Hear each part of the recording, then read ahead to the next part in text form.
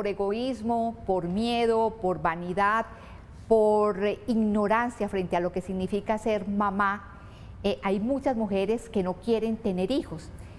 Mi invitada el día de hoy pasó por esto, pero Dios en su infinita paciencia y sabiduría la llevó por un camino poblado de pruebas a amar profundamente la maternidad. Hola Juliet, ¿cómo estás? Hola Miriam, muy bien, gracias a Dios. Bueno, hablábamos de que tú en este momento trabajas con una empresa que realiza maestrías, ¿cómo es eso? Sí, trabajo para, es una escuela de negocios que está ubicada en la ciudad de Granada, en España, y tenemos un convenio con Ecuador, entonces hago parte como del servicio al estudiante para estos estudiantes, para estos alumnos. ¿Y tienes estudios en mercadeo? Sí, estudio mercadeo. Exactamente, y tienes un apellido rarísimo, ¿ese apellido es de dónde? Bueno, este apellido, la verdad, creo que es indígena, nunca he ahondado pues como mucho en él, es Imbachi. Ajá. Bueno, este apellido realmente no es mío. Este apellido, bueno, mi mamá tuvo una pareja y en medio pues también como el desconocimiento de mi mamá y en su ignorancia, un día, bueno, tenía que ingresarme a estudiar, nos fuimos de la ciudad. En ese momento ella no llevó mis papeles y le pareció súper fácil simplemente cambiarme todos mis nombres, pues mi nombre y mi apellido, y ponerme el de este señor. Entonces me volvió a bautizar. Exactamente, tú fuiste bautizada 2 veces, muy curioso eso. Sí, o sea, la primera fue normal por la Iglesia Católica, con mi nombre, Juliet, de hecho es García Correa. Y en la segunda ocasión, mi mamá pues también en su desconocimiento va y me bautiza, pero fue en una iglesia anglicana. Entonces, cuando me fui a casar, eso fue, pues, hubo muchas cosas que arreglar ahí. Supongo que sí. ¿Cómo fue eso de pasar por una iglesia anglicana? No, pues es que no sé. Fui, me bautizaron y nunca volví. Ah, qué bien, qué bien. Pero bueno, ¿qué tanto te afectó ese cambio? Muchísimo. Creo que es algo que he tenido que sanar porque nunca me gustó mi apellido, o sea, este nuevo nunca me gustó, porque era muy raro, porque era difícil de pronunciar, porque no era de mi papá, porque mi papá, pues aunque mi papá pues nos dejó, siempre tuve como esa imagen de afectividad por parte de él y pues yo amaba mi apellido. Entonces el hecho de que me lo cambiaran y yo ya estando tan grande y que de un momento a otro pasara de uno a llamarme diferente a algo que nadie podía pronunciar, para mí se me creó como una herida y también hasta con mi mamá, porque yo muchas veces me preguntaba, pero ¿por qué no hizo la vuelta? O sea, ¿por qué no hizo las cosas correctamente? ¿Por qué tuvo que hacerlo tan fácil y simplemente cambiarme de una persona que no tiene ningún vínculo conmigo y que al día de hoy tampoco, pues nunca lo tuvo? O sea, fue algo muy pasajero. Entonces, pero me quedó el apellido. Exacto. Durante esos primeros años de tu vida, tú pasaste por muchos complejos, sobre todo cuando estabas en el colegio. Sí, mira, yo nací muy flaquita. Entonces todo el mundo, yo soy de manos flaquitas, entonces todo el mundo me tomaba la mano y me decía, ay, pero es que eres muy flaca, tú no comes. Entonces yo decía, no, yo sí como, y de hecho yo miraba a mis amiguitas pues así más repuesticas. Ajá. Y yo comía y yo, pero yo ¿por qué no engordo? Entonces yo quería ser más gordita, entonces siempre me veía muy flaca, entonces siempre era flaca y me aterraba que me dijeran flaca, porque yo no quería ser flaca, pues yo miraba a mis hermanas y eran flacas, pero yo no quería ser flaca. Entonces eso creó en mí también como muchas inseguridades, el hecho de que mi papá se fuera, que de un día para otro nos dejara, que mi mamá fuera una madre soltera, con pues yo tengo 2 hermanas mayores, pero que nos dejara tanto tiempo solas, y como ellas me llevan muchos años, entonces nunca hubo como esa complicidad que muchas veces se crean los hermanos, yo no la tuve con mis hermanas. Entonces yo siempre fui como la tercera y crecí muy sola en muchos aspectos, entonces eso creó muchos complejos en mí. Exacto, eso de sentirte muy sola a pesar de que tenía las 2 hermanas, ¿a qué te llevó? ¿Qué consecuencias tuvo? Pues mira, por mi falta como de afecto, esa carencia afectiva que yo tuve, a mí todo el mundo me decía que yo era, pues, que era muy flaca y yo, para mí eso era sinónimo de ser fea. Ajá. Entonces, claro, cuando yo cumplí los 15 años, una vez me dio por ponerme una camisa de mi hermana y entonces era así cortica, entonces mostraba el ombligo, entonces, wow, o sea, eso fue como, qué cuerpazo. Ajá. Entonces yo dije, yo tengo lindo cuerpo, entonces yo me empecé a vestir así, o sea, horrible, yo me vestía súper mal porque yo mostraba todo el ombligo, yo mostraba, pues me gustaba mucho mostrar. Entonces eso atrajo como las miradas de los hombres. Y claro, una persona que no tiene como esa seguridad en sí misma, cree que la seguridad se la van a dar los demás. Entonces yo empecé como, listo, yo le gusté, entonces me gustó y me dejaba llevar muy fácil, Miriam, y caí muy bajo porque pues, realmente no supe valorar mi dignidad, no supe valorarme como mujer y entonces era muy fácil conquistarme, por decirlo así. Y tuve que ver con muchos hombres. O sea, mucha promiscuidad sexual. Exactamente. Eso me llevó a que cuando yo tuve 17 años y estaba en el colegio, en uno de estos encuentros con una persona que ni siquiera era mi novio, yo quedé embarazada. Quedé embarazada y pues yo me hice la prueba, la escondí, pero yo sabía que yo no quería ser mamá porque mis hermanas habían sido mamás solteras y de alguna manera yo tenía como que cuidar mis sobrinos y eso creaba en mí un rechazo hacia los niños en el cual yo pensaba que yo no quería ser mamá, yo no me quería casar, yo no quería vivir lo que mis hermanas estaban viviendo. Entonces yo dije, yo no voy a ser mamá. Perdón, porque tus hermanas también fueron madres solteras. Exacto, mis hermanas fueron madres solteras, entonces yo no quería ser mamá por eso.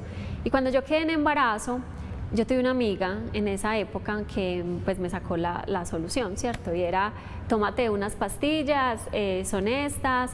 Yo, claro, uno va, lo hace, pero te digo que casi me muero, literalmente, porque eso fue un sábado y yo estaba sola porque mis hermanas se habían ido, era un día de amor y amistad, mis hermanas se habían ido y yo me tomé las pastillas, ellas no amanecían ese día en casa y yo me estaba muriendo de un dolor profundo, o sea, era una cosa, ni siquiera mis partos han sido así, o sea, era una cosa muy dolorosa, empecé a sangrar muchísimo, tanto que yo duré en el baño toda la noche, sentada en el baño, y bajaba sangre, yo sabía, o sea, algo en mi corazón sabía que yo me iba a morir porque es que tanta sangre no era normal.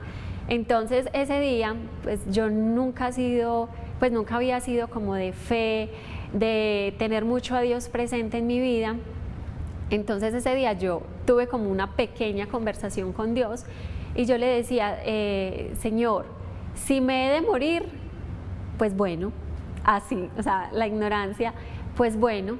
Y yo me acosté a dormir porque yo dije, si la cama amanece manchada, si yo he de amanecer muerta, si me van a descubrir, porque también uno piensa eso, pues como sea.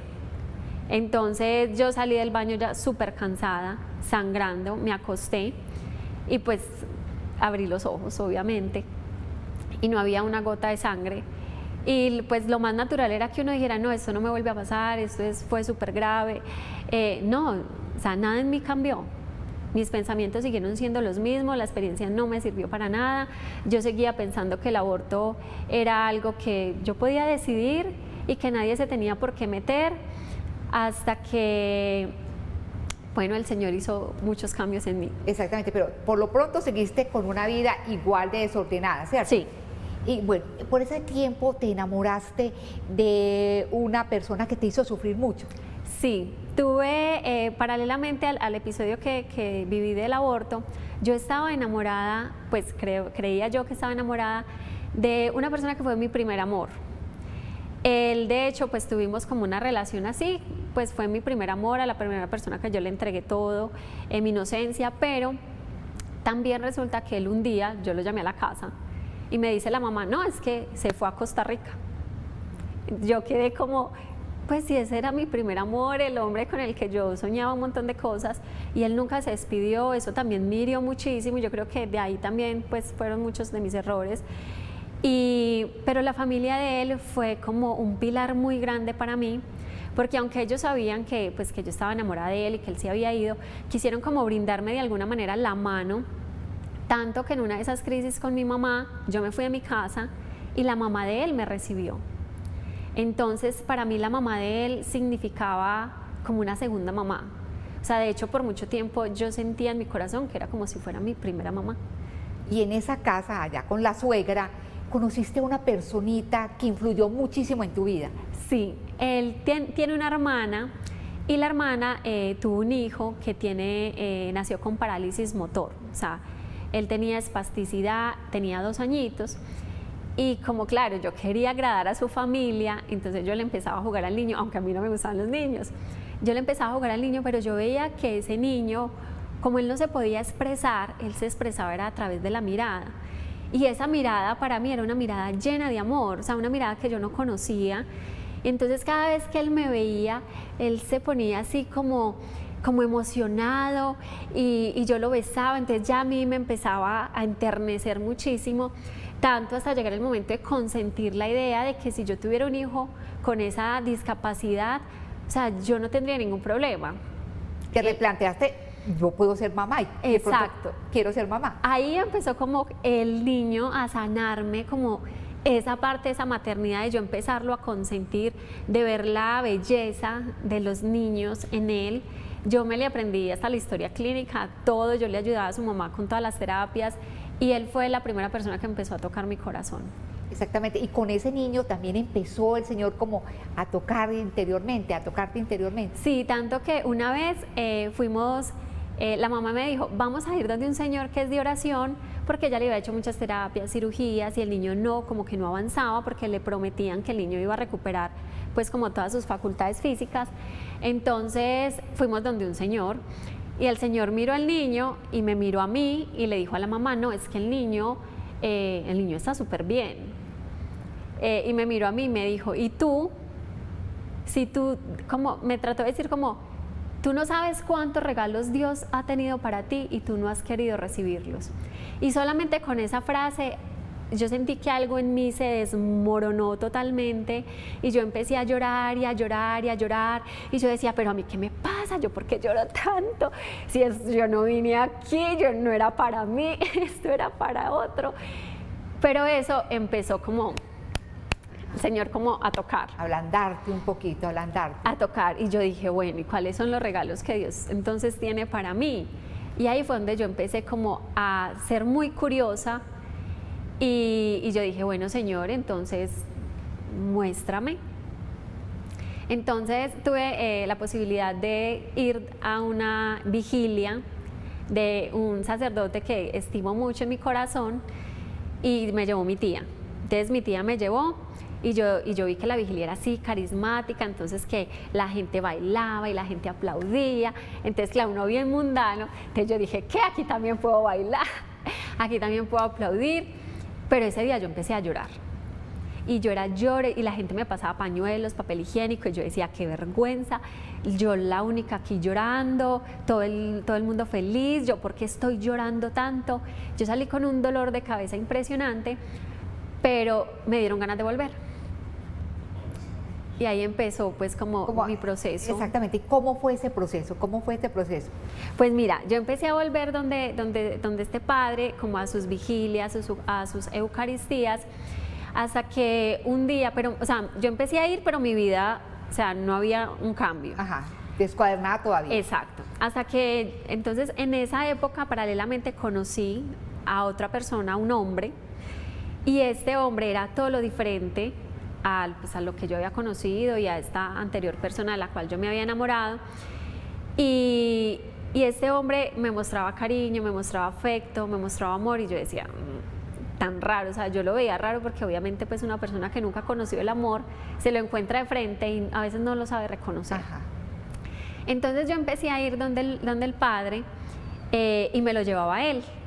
Y él sí viene de una familia católica, de una familia muy bien conformada, papá, mamá, hermanos, pero él no era así pues converso, sino que él dijo, bueno, yo la acompaño. Cuando yo empecé a ir, hubo una noche, nosotros ya saliendo, donde yo me iba a acostar a dormir, cuando de repente yo sentí como que algo hubiera estallado dentro de mi cabeza. Y eso como que me llenó de mucho temor y yo me levanté, prendí la luz y yo pensaba que con prender la luz ya o sea, ahí se había quedado y no. Empecé a sentir mucho miedo, o sea, era algo que yo no te sé describir muy bien, pero era un terror interno muy fuerte. Y mi mamá se asustó y mi mamá llamaba por teléfono a mi hermana y le decía, es que ella se nos va a morir. Y yo decía, me voy a morir, me voy a morir. Y entonces yo sentía que un frío, o sea, era un frío acá en el pecho, como entre el pecho y la espalda, que yo no podía controlar. A mí me llevaron al hospital y yendo al hospital yo sentía en mi corazón que de verdad yo me iba a morir. Antes de avanzar, Juliet, lo siguiente, tengo entendido que esta persona de la que estás hablando era novio de alguien muy cercano a ti. Sí. Y que eso trajo consecuencias. Exactamente. Esto que tú nos estás relatando es que crees que te estaban haciendo algo de brujería, algo raro. Yo en ese momento no sabía nada, o sea, yo no conocía la brujería, yo no conocía nada de esto.